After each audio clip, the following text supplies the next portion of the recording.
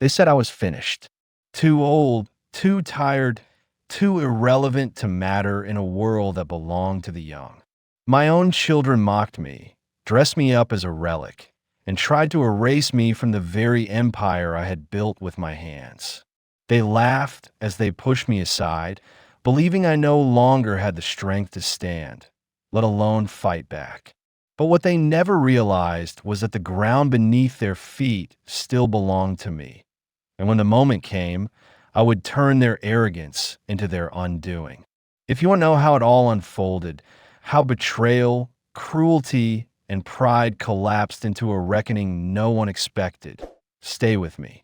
Like this video, subscribe so you don't miss what comes next, and tell me in the comments what you think might happen before I reveal the truth. Where are you watching from right now? My name is Charles Easton.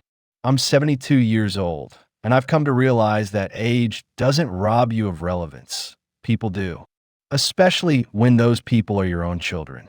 I founded Easton Dynamics nearly 4 decades ago with nothing but a used laptop, a second mortgage, and a vision for integrated logistics software. That vision, once ridiculed, eventually became the spine of a company worth over $1 billion. I was the kind of man that venture capitalists referred to in reverent tones. People used to fly across oceans just to hear me speak. But now my daughter hands me an iPad with everything locked down for convenience, and my son posts viral jokes online that treat me like a punchline. It would almost be funny if it didn't burn so deep. Julia is sharp, valedictorian, Wharton MBA, ruthless in a pantsuit. She walked into the company a decade ago and began restructuring like she'd been waiting for me to slip up. At first, I was proud. Then I realized she wasn't just optimizing systems. She was optimizing me out. The iPad was the beginning. "Everything's simplified," she said with a warm smile that never quite touched her eyes. "You won't need to worry about all those permissions anymore. You're retired. Enjoy it, Dad." I wasn't retired. I had never said I was. But she kept repeating it in every meeting until people began to believe it. The tech team removed me from Slack channels. HR reclassified me as founder emeritus and began copying me on summary emails instead of source docs. I didn't even receive board reports until I asked.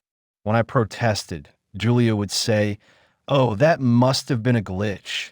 I'll fix it." She never did. Then came Derek, the younger one, the cool one, head of marketing and social engagement. He wasn't dumb, but he acted like he was allergic to seriousness. Where Julia calculated her moves like chess, Derek used charm and momentum.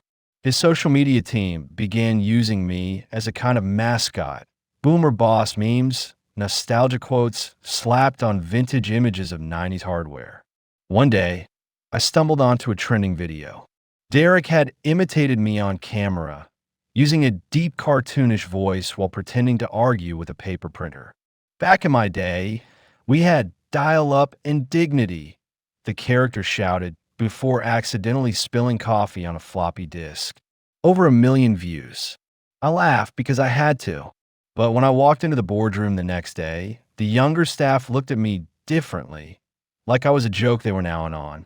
I pulled Derek aside and asked him what the hell he thought he was doing. He shrugged and said, "It's good PR, Dad. Makes the brand human." Then he winked. "Besides, you've always said don't take yourself too seriously." The truth is, they weren't mocking me to be cruel. They honestly believed I was obsolete. They dressed it in politeness, enforced grins and gentle tone, but it was written in every move they made.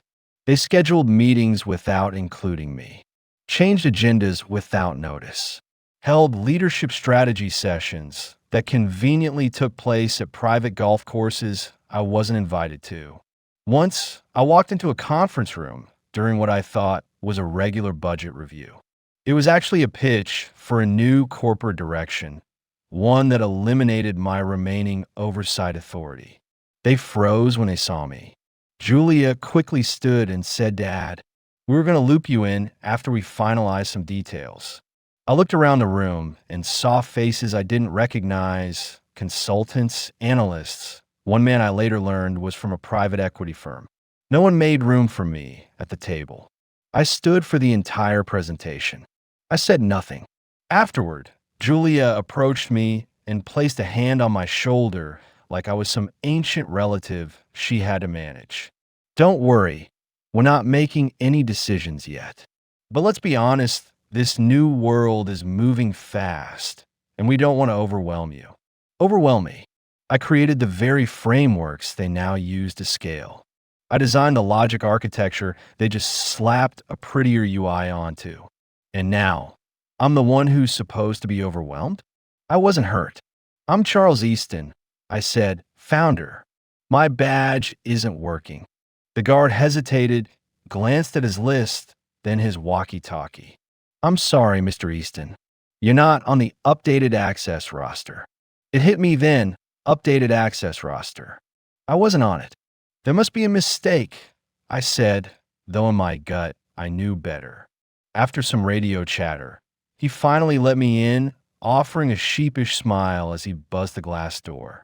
I walked through the lobby in silence, ignoring the stairs, my shoes echoing louder than usual. When I reached the elevator, I pressed the button for the executive floor. It didn't light up. The system required special clearance now. Another downgrade. I took the stairs. By the time I reached the floor where my office had always been, I was winded, but the anger in my chest overpowered the exhaustion in my legs. My nameplate, solid brass, once centered proudly on the door, was gone.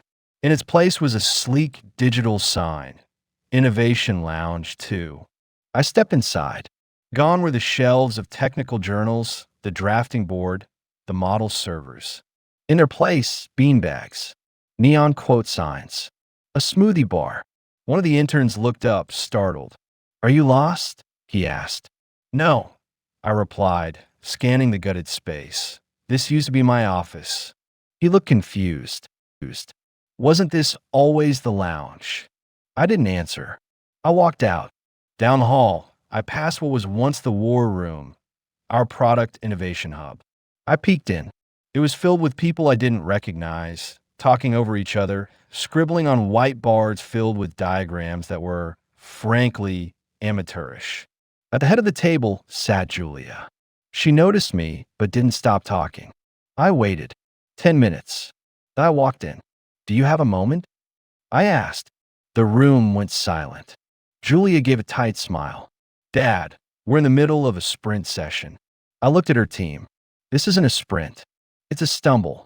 A few of them chuckled nervously. Julia's smile tightened. Why don't we chat later? She said. I think you'll like what we're building. I didn't respond. I left. Downstairs in the cafeteria, my photo still hung on the wall. Founder's Corner, a little tribute with my name, title, and a quote. Build what others don't yet know they need. Someone had drawn a mustache on it with dry erase marker. I wiped it off. No one noticed. That afternoon, I received an email from HR. It was a calendar invite for a quarterly Legacy Leaders Luncheon. I clicked through. It was scheduled off-site at a retirement community ballroom. I stared at the screen, rereading the location again and again. Retirement community. They weren't even subtle anymore. The message read, we want to honor your contributions with other respected founders. I declined the invitation without a word. The next day, Derek had arranged a company-wide town hall livestream. He stood on stage wearing sneakers and a blazer, laughing into a microphone as he described where we're going next. I stood at the back of the auditorium. The old ways got us here, he said, but the future requires new thinking, nimble leadership, lean, bold, and brave. Then he grinned and said, let's leave the spreadsheets and faxes to the history books. The audience laughed. Cameras panned to the crowd. They didn't know I was there. Afterward, I approached him. Derek, what exactly are you trying to say? I asked. Just having fun, Dad, he said. You used to laugh at this stuff. No, I said, I used to laugh with people, not at them. He shrugged. Different times. On Monday, my access to the main conference system was revoked. IT said it was due to a software migration. Julia called me into her new office, once mine, now repainted and redecorated. She motioned for me to sit. Dad, you've been incredible, but maybe it's time we talk about your role. My role, I said slowly. Yes, she replied. Look, no one's pushing you out, but the board needs clarity. Titles, responsibilities. I think we should redefine your position as symbolic. Chairman Emeritus. You'd still be part of the DNA, just not active day to day. So you want me silent and smiling for the press. I want you to enjoy your life, she said. Travel, right? Be free. You've earned it. I nodded. Then I assume I'll still be consulted on major decisions? She hesitated. Of course, she said too quickly. I stood. I'll think about it. That night, I went home and pulled out a binder from my safe. It was thick, sealed in plastic, labeled holdings and voting rights. Julia and Derek had never asked about the original partnership structure. Why would they? They assumed all power had transferred years ago. It hadn't. I kept control of the Class A shares, those with veto authority. It wasn't signed by Derek. It was signed by someone I'd never heard of, Marta Klein, some consultant they had hired to re-engineer the company's governance structure. I read it twice, then again, feeling the heat rise in my chest as the realization settled over me like a lead blanket. They weren't just moving me out of sight. They were orchestrating a full coup. Quiet, professional, legal, but a coup nonetheless. I didn't say a word. I didn't storm into their offices or call an emergency meeting. Instead, I closed the email, shut off the engine, and walked back into the building with the calm of a man who had already chosen his battlefield. The next morning, I scheduled lunch with Grace, my former executive assistant. She had retired 2 years ago, but still kept in touch. And more importantly, she still had access to the off-site storage unit where I had archived every critical document, contract, and original filing from the company's founding days. We met at a small cafe on the east side, away from the eyes of anyone who might recognize us. I slid the memo across the table without saying a word.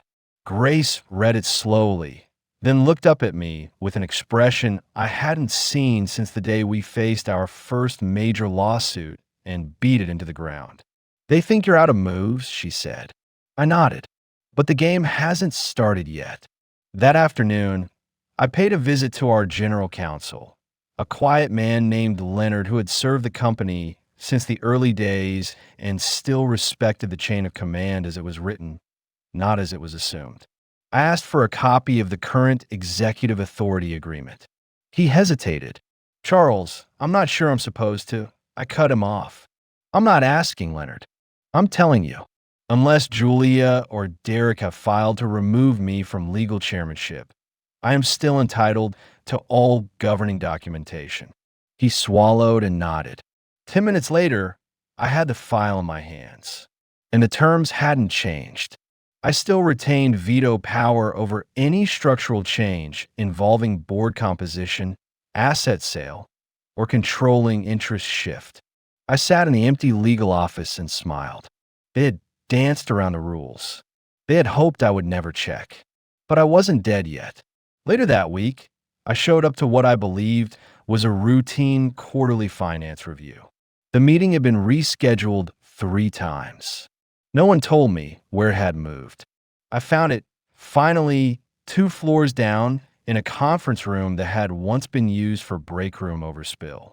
Julia looked surprised to see me, but only for a second. She recovered fast. Dad, we were just about to get started.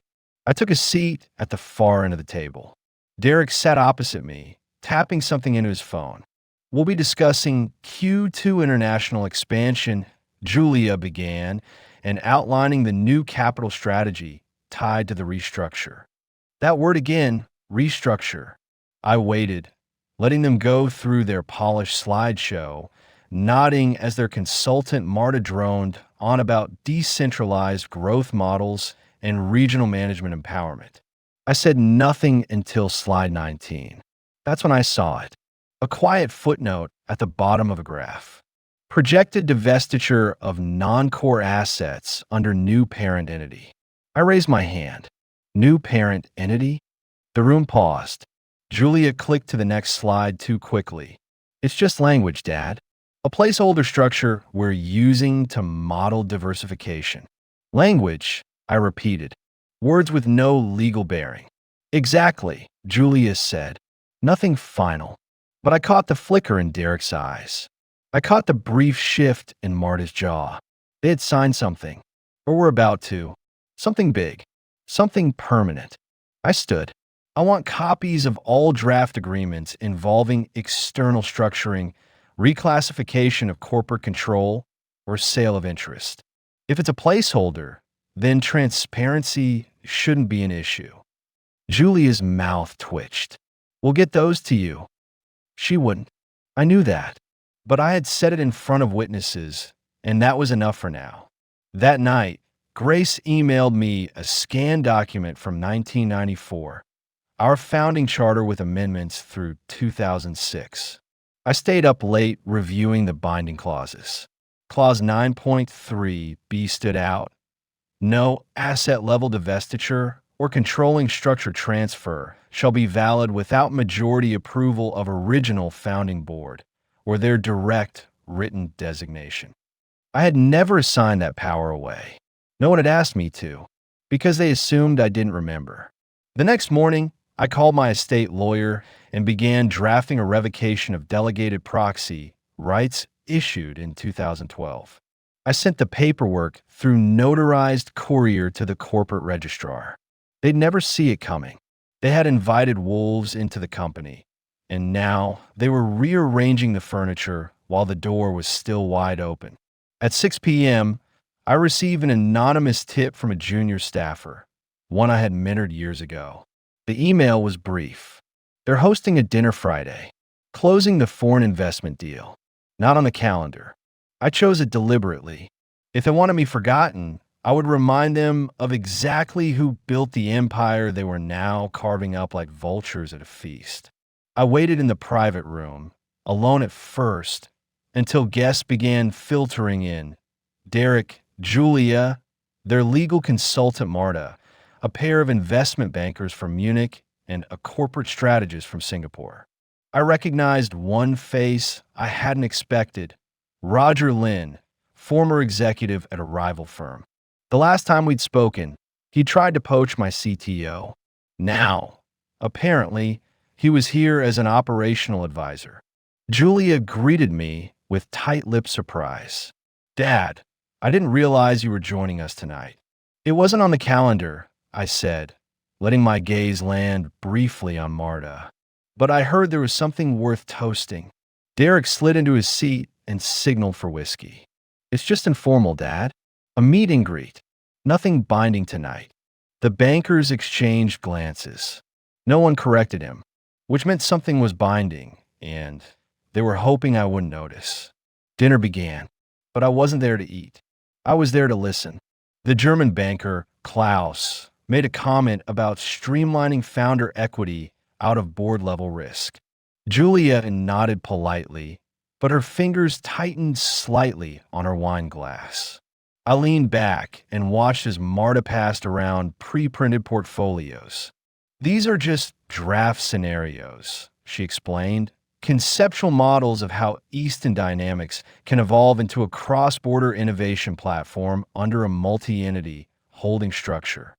I took a copy, flipped to the appendix, and found it, page 47.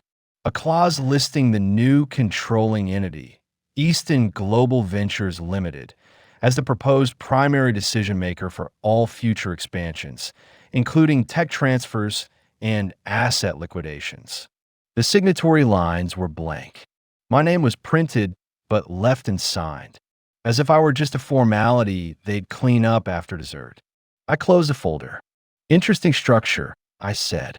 Does Easton Global own the current IP portfolios, or are those being licensed post-restructure? Roger cleared his throat. We're still finalizing asset assignments. Without IP ownership, I said, you don't have a company. You have a logo and a bank account. Julia gave a strained smile. Dad, we vetted everything with legal. I nodded. But did legal vet it with me? The silence that followed was louder than any argument. After the main course, while dessert was being served, I stood up and placed my untouched portfolio on the table. I'll need to review these scenarios with corporate counsel. Any signatures on my behalf will be null unless directly authorized. I suggest you put all closing activity on hold until further notice. Derek laughed awkwardly. Dad, come on. This isn't a board meeting. It is now, I said. I walked out before anyone could respond. The next morning, I called Leonard again. Give me a full record of digital signatures assigned to my proxy credentials in the last 6 months, I said. What came back stunned me. At least 3 documents had been signed under my name, none of which I had touched. I went cold. It wasn't oversight. It was forgery. I brought the evidence to Leonard, who compared the metadata to our old credential system. Someone used your legacy login, he said, but the server doesn't retain biometric confirmation for those older accounts. In short, someone who had access to my outdated password, someone close, had impersonated me to approve legal documents. Only one person had been close enough to retrieve those credentials. Julia. She had helped set up my simplified access system last year. She'd insisted I no longer needed to worry about administrative approvals, that she and Derek would handle everything. And now I understood why. I left Leonard's office in a daze, fury buzzing just under my skin like static electricity. That afternoon, I paid an unannounced visit to Derek's wing of the office. I found him alone, feet on the desk, scrolling through emails. We need to talk, I said. Shoot, he replied, eyes still on the screen. You used my digital signature to approve asset transfer memos. He paused. What are you talking about? Don't lie, I snapped. You and Julia are forging my name to push through deals I haven't seen. Derek dropped his feet to the ground and stood. It's not like that. We thought you'd approve them anyway. It's just efficiency. Fraud, I said. That's the word you're looking for. Dad, we're trying to move the company forward. You said yourself we need to evolve. And I said do it without stabbing me in the back. You weren't around, he shot back. You were coasting, checking in once a month. Julia had to keep things running. By erasing me, I demanded. By stealing my authority? You gave it to us, he said. You just didn't remember. That sentence landed like a blow. I knew that pattern all too well. I had taught it to them, and that's what made it sting more than any legal betrayal. They were using everything I'd given them, my systems, my ethics, my playbook, against me. On Monday morning, I received a formal invitation from the internal comms department. Subject line read, Founder Recognition Ceremony Honoring Charles Easton. I stared at the screen, eyes narrowing. The event was scheduled for the upcoming Thursday in the Easton Dynamics Innovation Hall, the same hall I'd personally designed with acoustics tailored for product launches and investor pitches. The location wasn't what bothered me. It was the timing. Smack in the middle of their planned transition to Easton Global Ventures, an identity shift that would all but erase the Easton name from the company's future. And now they wanted to honor me? I smelled blood beneath the perfume.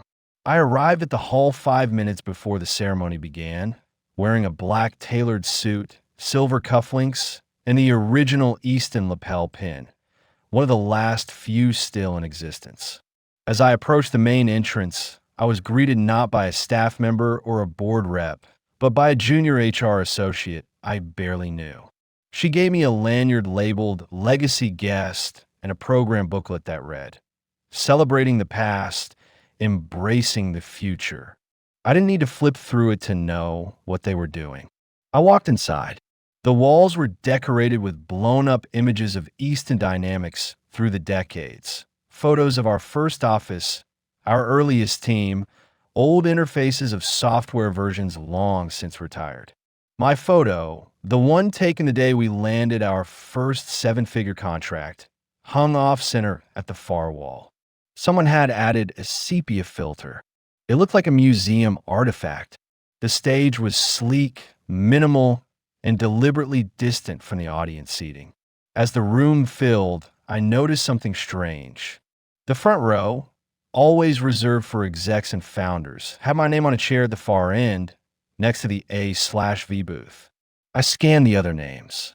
Julia, Derek, Marta, and three representatives from the international investment firm filled the center seats.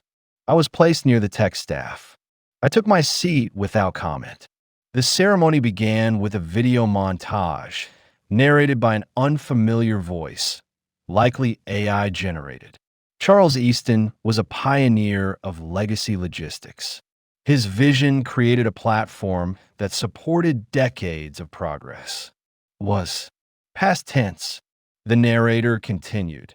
And now, in honor of his retirement and our evolution into a truly global force, we bid him farewell not as an executive, but as a legend of the past. The crowd applauded. I didn't move. Julia took the stage next, smiling brightly under soft white lights. My father's work laid the foundation for everything we've built.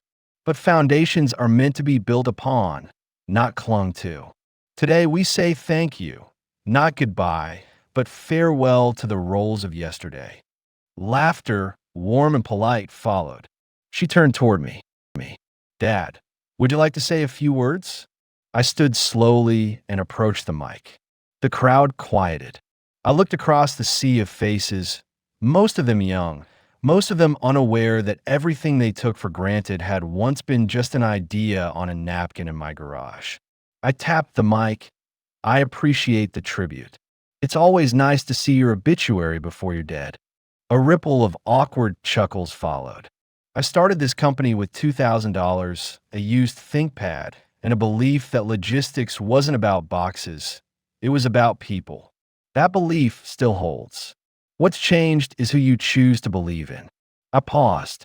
Legacy doesn't mean obsolete. It means proven. It means survived. And I'm still here. I stepped down without waiting for applause. As I returned to my seat, Derek was already rising. Let's thank Dad for those heartfelt words, he said, his voice just mocking enough to sting. Now, let's get back to the future. They rolled out a new product concept, an AI-integrated routing system that was essentially a flashier version of something I'd patented 10 years ago. My name wasn't mentioned. After the event, I walked past the founder's wall. My plaque had been replaced. The new one read, Inception. No name, no quote, just the word. Later that evening, I checked the internal server logs. Julia had ordered the removal of my bio from the company's executive history page. Derek had replaced the header photo on the About Us section. I was gone digitally, erased like a typo. Then came the cruelest blow. A package arrived at my home the next day. Inside was a framed photo of the ceremony and a folded printout of the transcript. On it, in Julia's handwriting, now you can finally relax. You've earned your rest. No signature, no love, no acknowledgement of the war she knew we were already in. I didn't reply. Instead, I opened my safe, pulled out the original IP ownership contract, and faxed a copy to my attorney. Then I sent an encrypted copy to a private investor group that had reached out to me years ago, expressing interest in Easton Dynamics should it ever undergo leadership turbulence. I attached a simple message. The tide is shifting. I raised an eyebrow. I'm Charles Easton. She tilted her head. Do you have an appointment? For a moment, I thought she was joking. Then I realized she wasn't. My name meant nothing to her. No, I said, I don't need an appointment. I built this place. She blinked. I'm sorry, Mr. Easton. I don't see you on the guest list. Maybe if you call ahead next time. I didn't answer. I turned and walked toward the elevator. She didn't stop me. But as I reached for the call button, a security guard approached. "Mr. Easton," he said, "your floor access has been changed. You're cleared for floors 2 and 3 only." I stared at him. "My office is on 7. He shifted awkwardly. "I was just told to follow protocol." I took the stairs. Floor 7 was locked. Floor 6 was dark. Floor 5, where the executive wing used to be, was now labeled Client Experience Lab. I finally found Derek on floor 3, laughing in a huddle with his brand team. He didn't notice me at first. When he did, he gave a half-hearted wave. "Dad, what's up? Everything okay?" I didn't respond. I just looked around at the walls decorated with marketing slogans and influencer testimonials and realized they had redesigned the entire floor to reflect the new company brand. None of it resembled the business I had created. "Do I still have an office?" I asked. Derek's face twisted slightly. "Technically, yes, but it's being used for storage right now. You weren't really using it, so you filled it with boxes? It's just temporary. We figured you'd prefer to work remote. More comfortable, right?" "Whose idea was that?" I asked. He shrugged. "Julia, mostly. She said you preferred your home setup." I turned without another word. Back in the parking lot, I sat in my car and stared at the dashboard. Not only had they removed me from leadership, they had begun to erase me physically. No office, no floor access, no acknowledgement. I was being dismantled piece by piece, and the worst part was how smoothly it was happening, like a machine running on a script. That evening, I received an email from the executive media team. They were launching a new ad campaign, complete with video assets and a fresh brand narrative. Attached was a preview link. I clicked it. The video opened with dramatic music and sleek visuals of servers syncing across continents. A voiceover boomed, built by visionaries, driven by the future. Easton Global Ventures, where legacy meets tomorrow. Footage showed Julia shaking hands with foreign partners, Derek presenting at a tech conference, young engineers working in modern labs. There were no images of me. Not one. My face, my name, my fingerprints gone. And then came the final shot. The original Easton logo, fading out slowly as the new one took its place, all under the tagline, "No past too sacred to evolve." My phone buzzed. A calendar invite from Julia. Title, Family Alignment Touchpoint. I opened it. The agenda read, discussing updated family brand involvement and expectations. I joined the call. Julia was already there, her background a sterile home office. She smiled tightly. "Hi, Dad. I wanted to sync briefly." "About what?" I asked. "About your public activity. We're getting some inquiries from legacy clients asking why your name isn't listed on the leadership roster anymore. We'd like to manage that narrative proactively." By aligning, she corrected. "We're proposing a press release thanking you for your service, reiterating that you've stepped down to enjoy your personal time. It'll clarify any confusion." And when did I agree to step down? "It's just optics," she said. "You're still spiritually part of the journey." Spiritually, I repeated, my voice flat. "We're also planning to offer you a ceremonial position on our advisory council," she added. "It's non-binding, but symbolic. Great for public trust. And we'll give you access to a legacy blog series, Stories from the Founder's Chair. Think of it like a memoir corner. Will I be allowed to speak about what's really happening? We'd ask that you keep things constructive," she said. "Any tension could affect market perception." I ended the call. She called back. I didn't answer. The next morning, I found that my nameplate on the original Easton boardroom chair had been replaced. The new plate read, "Visionary Observer." I walked into that room and stood for a long time alone. Then I did something I hadn't done in over a year. I opened my personal laptop, connected to the secure server Leonard had helped me restore, and accessed the founder-level permissions buried in our governance framework. Everything Julia and Derek were building, every deal, every transfer, every decision still required one final stamp of approval. Mine. And I hadn't given it. They had underestimated me not because I had failed, but because I had grown quiet. But I hadn't gone still. I was working. Every night, after they slept in their penthouses and made toast to their new partnerships, I sat at the same oak desk in my study that I'd used to sketch the first network architecture of Easton Dynamics back in 1992. The lamp overhead was dim, the same one that had flickered through our first funding crisis. The room was silent except for the hum of my laptop and the slow turning of legal files that most people would find too boring to read. I found comfort in them. Paperwork was honest. It didn't smile in your face and stab you in the back. It didn't wear designer suits or give you birthday toasts while orchestrating your downfall. It just told you the truth, quietly, consistently. And the truth was they had missed key protections buried deep in the old shareholder agreements. While they were busy posturing for foreign capital, I was reactivating dormant clauses and reinstating authority routes tied to my founder shares. Not the ones everyone knew about. Those had been diluted during expansions, but the hidden Class X shares held in trust through a legacy entity I'd formed decades ago. An entity they never asked about because they assumed everything valuable was already in their name. Their arrogance would be their downfall. I reconnected with old allies, Grace, of course, but also Howard Lynn from our Series A days and Rachel Myers, the attorney who helped me structure our original patent protections. She still had all the files, still owed me a favor.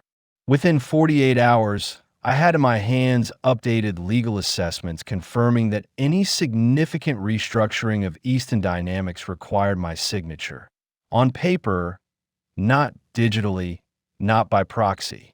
And that signature had never been given. The linchpin, however, wasn't just paperwork. It was people. The board, as it stood, was filled with Julia's allies, compliant, loyal, and temporary. But 2 seats were still held by original investors who had never formally resigned. They had drifted into the background, retired like me, presumed irrelevant. But unlike me, they had no public target on their backs. I contacted them both, Edward Monroe and Sharon Bell.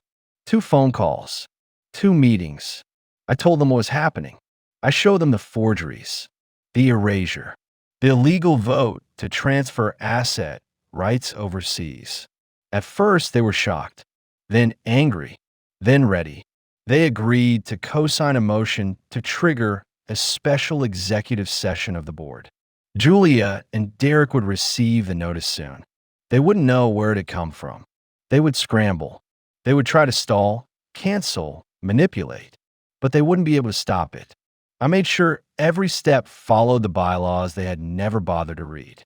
While they were busy branding and posting, I was building a case so clean that no court or investor could question it.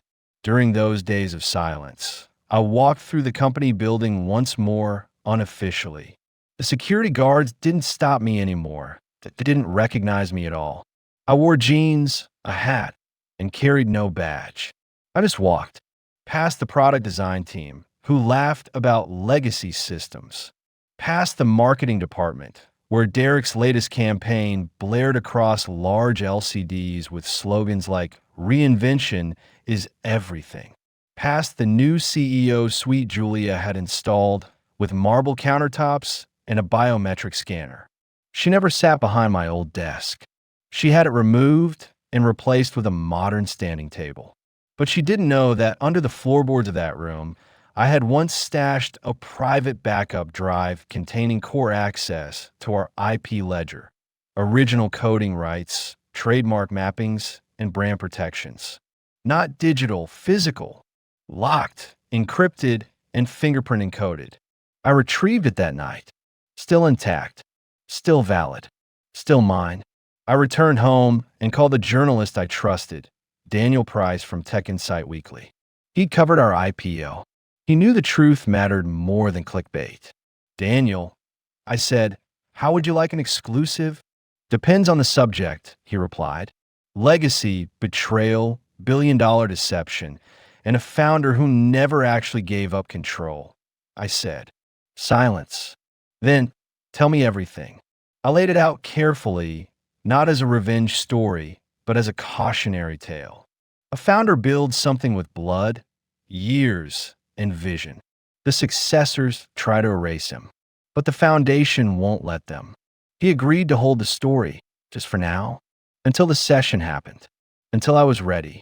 Because silence, when properly timed, doesn't just create suspense. It creates power. I walked out to my backyard that evening, looking up at the same sky I used to stare at when I wondered if the company would survive its first year. I was older now, slower, but my mind was sharp, my purpose clear, and my resolve unshakable. They thought I was waiting for their permission to matter again. But what they didn't realize was that I had already set the stage for the reckoning. Not through rage, through restraint, not through noise. I arrived 10 minutes early, dressed in a navy suit with the original Easton Dynamics lapel pin gleaming on my collar. I greeted Sharon Bell and Edward Monroe in the hallway with a firm handshake. We were the only ones who knew the full weight of what was about to happen. The rest still believed they were in control. The boardroom had been redecorated since I was last officially there. Sleeker chairs, a curved OLED panel at the front, a minimalist design that looked impressive but hollow. They had stripped away the heart and kept the shell. Julia entered first, confident and radiant in a crisp white suit, tablet in hand. She nodded politely when she saw me. Dad, glad you can make it. We're just reviewing some restructuring timelines today. Should be quick. Derek walked in a moment later, sipping a green smoothie, clearly unbothered. He gave me a mock salute and took a seat.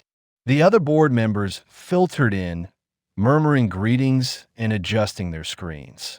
I waited until the clock struck 10, then stood without introduction.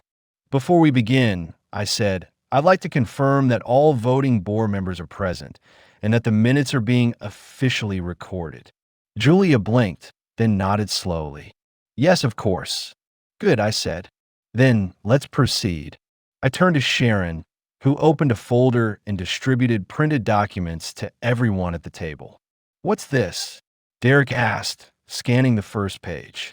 This, I said, is a formal motion to invalidate any corporate action taken by Easton Dynamics or Easton Global Ventures over the last 6 months that lacks majority founding board approval, including but not limited to asset transfers, brand restructuring, foreign equity dilution, and unauthorized executive appointments. Silence fell across the room. Julia's eyes scanned the page faster, her lips tightening with every paragraph. Dad, she said carefully, this motion is based on outdated governance clauses. We've moved past those structures. You moved past them, I corrected. I didn't. And more importantly, the company's legal foundation didn't either. As of today, those clauses remain binding. She opened her mouth to respond, but I raised a hand.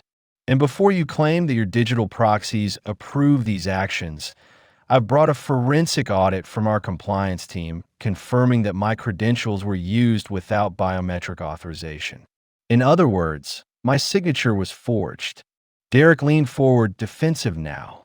You can't seriously be saying, I'm not saying it. I interrupted. The audit is. I nodded to Edward, who distributed a second packet, an executive summary of the audit findings, complete with metadata and server access logs. Additionally, I continued, I'm reinstating founder-level veto, rights effective immediately, and filing a cease and desist on all external deals pending legal arbitration.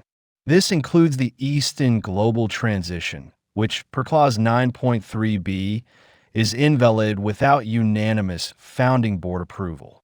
Julia stood up, her face pale but composed. This isn't how things are done anymore. You're weaponizing a legacy system that the board evolved away from. Then the board evolved illegally, I said.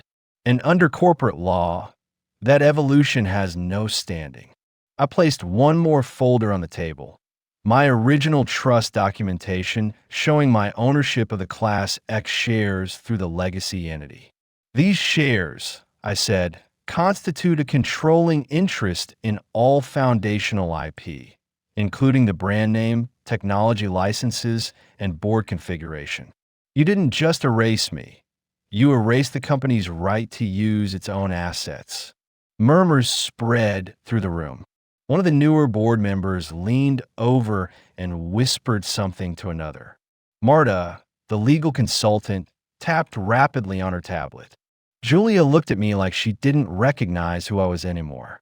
"What's your endgame?" she asked. "You want us to grovel? Hand you back the CEO title?" "No," I said. "I want you to stop pretending you built something you didn't. I want the company to remember who it belongs to.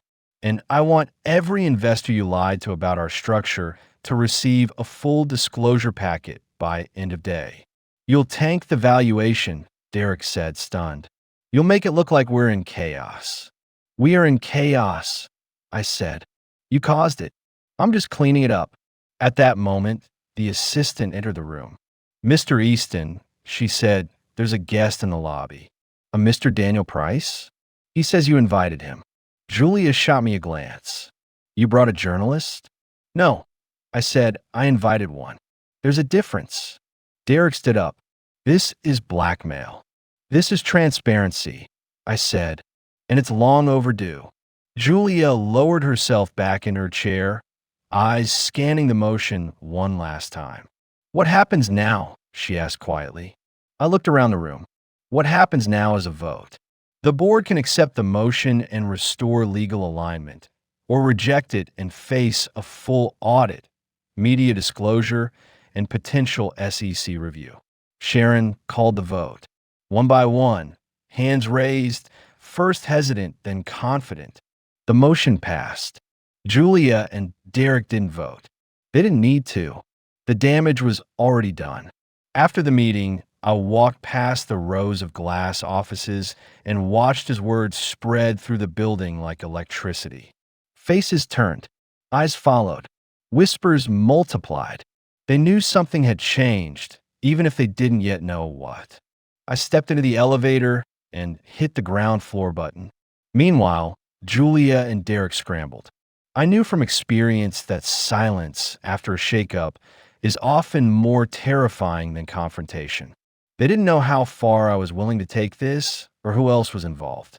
Their control had been absolute for so long that they had forgotten how fast a narrative can unravel when the truth finally enters the room. On Friday morning, Tech Insight Weekly published the exclusive I had prepared with Daniel Price. The headline read, "Founder Strikes Back. Charles Easton reveals secret legal ownership, halts billion-dollar restructure." The subheading didn't pull punches. Forgery, fraud, and a failed corporate coup shake Easton dynamics at its core. The article included quotes from my interview, legal documents I had declassified, and direct statement from Sharon and Edward confirming that the company's leadership had operated outside its bylaws. Within hours, the company's valuation took a hit, a 17% drop before noon. By close of day, it hit 32%. Investors panicked. Calls poured into Julia's office. Derek canceled 3 press events. That evening, I received a message from an old friend in Tokyo who had once been on the shortlist to join our expansion board. "Charles, what the hell happened? The market's on fire." I replied simply, "Truth." By Saturday, the firm that had agreed to acquire a controlling share of Easton Global Ventures released a statement announcing a pause in negotiations due to internal governance concerns. That was a diplomatic way of saying they didn't want their name associated with a public corporate scandal. Julia's house of cards was collapsing, and she knew it. But she wasn't done. She called me. For the first time in weeks, she called me directly, not through legal teams, not via vague calendar invites. I let it ring twice, then answered. Her voice was calm but hollow. "I assume you're satisfied." "No," I said. I'm disappointed. This didn't have to happen. You humiliated us, she said. You made it public. You made it personal, I said. I made it right. We were trying to grow the company, she snapped. You were trying to cut us out, I replied. You did more than that. You tried to delete me. And you failed. She didn't respond. I waited. Finally, she said, Derek's in a panic. He thinks we're finished. He's right, I said. You are, at least in the roles you created for yourselves. I hung up. The next board meeting was scheduled for Monday. The room was fuller than usual. Every member showed up in person. Even Marta, the consultant who had remained conveniently quiet since the exposure, attended via video link. I opened the meeting with no drama, no threats, just clarity. We are not here today to punish. We are here to restore. I introduced a new transition plan, one that reinstated original corporate values while incorporating modern operational demands. Julia and Derek would no longer serve as CEO or COO. Their titles would be revised to founding strategists, reporting to a newly appointed interim CEO, Grace. She entered the room quietly and took her seat without a word. Most of the board didn't even know she was back in the picture, but she had been watching everything, advising quietly, and she knew the soul of the company better than anyone. Julia didn't object. She looked tired, deflated.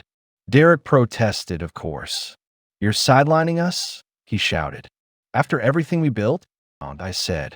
I'm just moving it back to solid footing. This is insane, he yelled. Investors will think we're unstable. They already do, I said. And they're right. That's why we're changing. Grace laid out the first 90-day stabilization plan, which included forensic audits, staff realignments, and a full rebranding freeze. The board approved it unanimously. Julia and Derek voted last. Julia's hand trembled slightly before rising. Derek stared at the table, then raised his without a word. After the meeting, as the room cleared, Julia approached me. Her tone had shifted. Less fire, more recognition. Was this your plan all along? No, I said. I didn't want this. I wanted you to be better than me. I gave you the keys. Julia, you burned down the garage. We were scared, she admitted. Scared you'd take it back. The board's decision to hand control of Easton Dynamics to Grace was not the end of my journey, but the beginning of the closing chapter 1 had been quietly waiting for.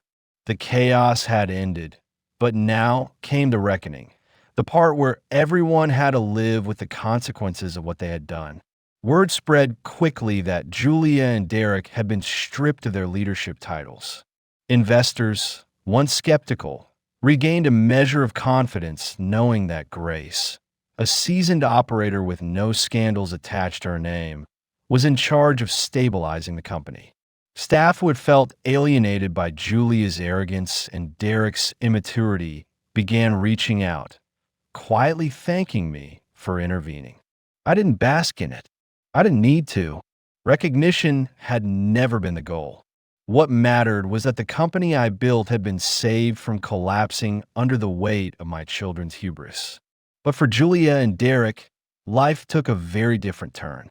Within days of the announcement, Derek's social media feeds dried up. The influencer-style photos, the networking brunches, the smug videos about the future of leadership, all gone, replaced with silence. I heard through quiet channels that many of his friends had stopped answering his calls. The same people who toasted his vision now treated him like a contagion they couldn't afford to be seen near. Julia fared no better. The foreign investors she once charmed so easily suddenly found excuses not to meet. She tried salvaging her reputation with carefully worded statements about embracing new roles and focusing on family priorities, but no one bought it. The public knew the truth. She had been caught trying to erase the very man whose name had built the brand. Her credibility was gone, her network fractured, her pride shattered. I didn't punish them directly. I didn't need to. Their downfall came from within, born from the same arrogance that made them think they could cut me out of my own life's work.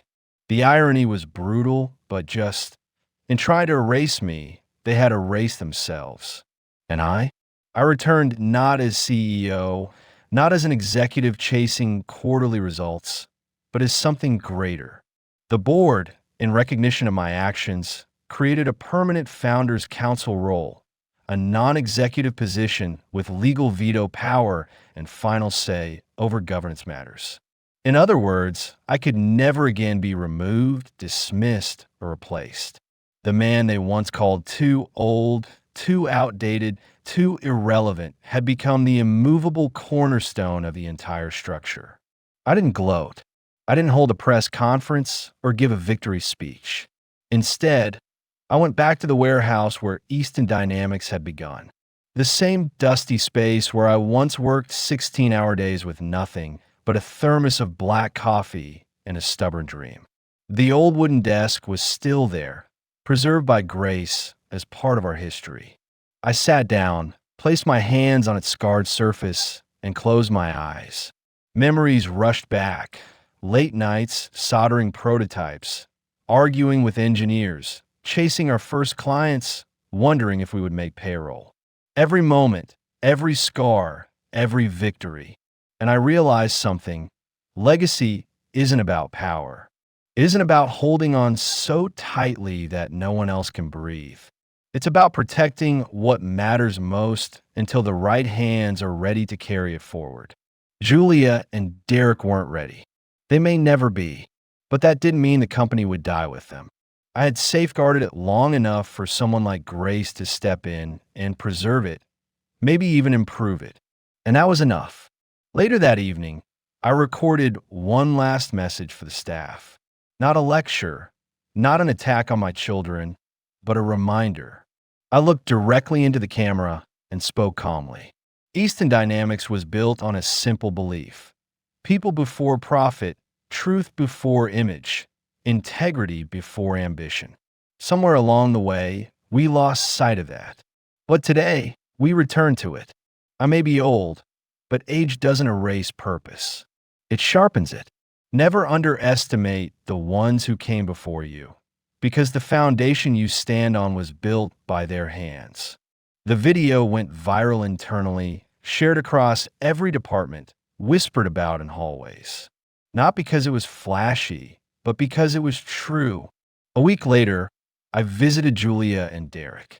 I found them sitting together in Julia's townhouse, a rare moment of humility binding them. Julia wouldn't meet my eyes. Derek spoke first. We thought we were protecting the company from you. We told ourselves we were modernizing, but we were just protecting our own egos. I let his words hang in the air. Julia finally whispered, "Are we finished? With you? With the company?" I took a deep breath. With the company? Yes. Your roles are done. With me? That depends on whether you can learn. Neither spoke again, and I didn't push further. I stood, looked at them one last time, and left. The company didn't need them anymore. It still needed me, but not forever. Someday, even my role would fade. And when that day came, I wanted to know I had left Easton Dynamics in the hands of people who understood that leadership is service, not ego. Until then, I would remain the guardian of its soul. A week later, I sat again at that old wooden desk in the warehouse. I opened my notebook, wrote down the final line of my journey, and closed it for good. Never underestimate an old man, especially the one who wrote the rules. The end. If you stayed with me through this story, thank you.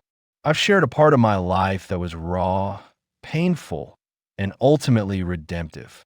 What happened with my children, with my company, and with my fight to protect the truth, it wasn't just business, it was personal. And if you found meaning in it, if the twists and turns pulled you in, I'd be grateful if you would like this video and subscribe to the channel. It helps me keep telling these stories that reveal what really happens behind closed doors in families and in companies alike. Now, I want to hear from you. What did you think of this plot? Did Julia and Derek deserve the downfall they faced? Or do you think I went too far in reclaiming what was mine? If you were in my position, would you have exposed them to the world, or would you have handled it differently? And tell me, where are you watching from tonight?